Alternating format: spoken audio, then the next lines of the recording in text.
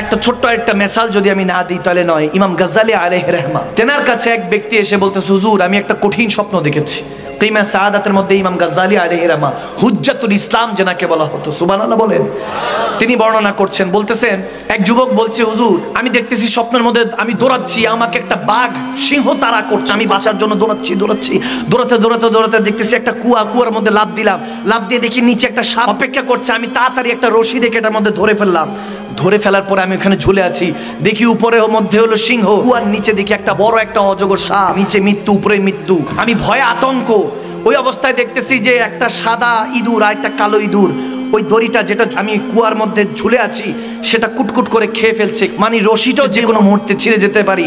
ভয়ঙ্কর এই সিচুয়েশনে আমি খাবের মধ্যে যখন ভয় আতঙ্ক, তখন দেখলাম আমার সামনে একটা মধুর চাক। ওই চাকটা দেখে আমি লোভ সামলাতে পারলাম না, মধু ওখান থেকে চাকের থেকে নিয়ে আমি একটু মধু নিলাম। উপরে যে সিংহ, নিচে যে সাপ, মাঝখানে ওই সাদা ইঁদুর কালো ইঁদুর যে ওই রশিটা খেয়ে ফেলছে, আমি ভুলে গেছি। এমত অবস্থা আমার ঘুমটা ভেঙে গিয়েছে। এটার তাবির কি, এটার ব্যাখ্যা কি? ইমাম গাজ্জালি আলাইহি রাহমা এটার ব্যাখ্যা করছে গভীর খেয়া, বলতেছে তুমি এমন মারাত্মক একটা স্বপ্ন দেখেছো যেটা উম্মতের জন্য হেদায়েতের কারণ হতে পারে। সুবহানাল্লাহ। তুমি যে লায়ন, যে সিংহটা তোমাকে তাড়া করছিল, ওটার কেউ না, ওটা দ্বারা বোঝানো হয়েছে মালাকুল মউত আজরাইল আলাইহিস সালাম সর্বদা তোমাকে তাড়া করছে। তোমার সামনে কে, আমার পিছনে মৃত্যু ভাগছে। আর কুয়ার মধ্যে যে লাফ দিয়েছো, ওই কুয়ার মধ্যে যে সাপ অপেক্ষা করছে ওটা হলো কাবার, ওটা তোমার কবর। যে রশিটা ধরে ঝুলেছিলা বাঁচার জন্য, সেটা তোমার সময় হায়াত।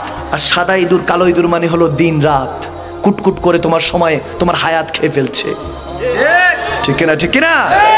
আর মধুর চাক দেখে তুমি যে সমস্ত সিচুয়েশন ভুলে গেলা, ওই মধুর চাক হলো দুনিয়া। যে দুনিয়াকে তুমি ক্ষণস্থায়ী জিনিসটাকে চিরস্থায়ী স্বাদ মনে করছো, দুনিয়ার স্বাদ, ওই মধুর চাকটা মুখে নেওয়ার সাথে, স্বাদ গ্রহণ করার সাথে তুমি সমস্ত কিছু ভুলে আছো।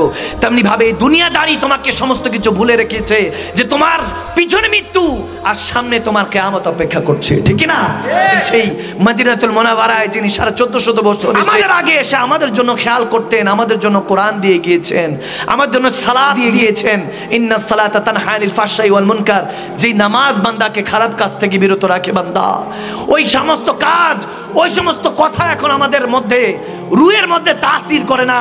ইশক ইমতিহান লেতা হ্যায়, হ্যাঁ इश्क को हमने नजर से एक दिन नजर मिलाते नजर को देखा, मिली नजर जब नजर से उनकी इश्क चुराते नजर को देखा, जिंदगी से ये गिला है कि शेख तू जरा देर से मिला है। আমার জিন্দেগীর কাছে একটাই নালিশ যে শেখ আপনাকে পেলাম তো পেলাম, অনেক দেরি করে পেলাম, যদি কিছুদিন আগে পেতাম হয়তোবা জীবনটা আরো সুন্দর হতো। এজন্য বললাম ভালো আমল স্বর্ণ রূপার মতো। আপনি যেমন টাকা পয়সা ব্যাংকে রাখেন, আপনার ভালো আমলগুলিও এরকম জমা থাকে, যেগুলো আপনার কিয়ামতের ময়দানে নাজাতের জারিয়া হবে, কবরে নাজাতের জারিয়া হবে। ঠিক কি না?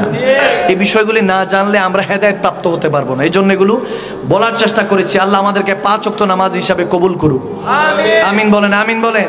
আল্লাহ তাহাজ্জুদ গুজার বান্দা হিসাবে আমাদেরকে কবুল করুক, আমিন বলেন। সজীবতা ও স্নিগ্ধতায় নিজেকে ডুবিয়ে রাখুন সব সময় ইব্রুনের প্রিমিয়াম এবং কোয়ালিটিফুল আতরের সাথে। অর্ডার করতে এখনই ভিজিট করুন www.ibrun.com।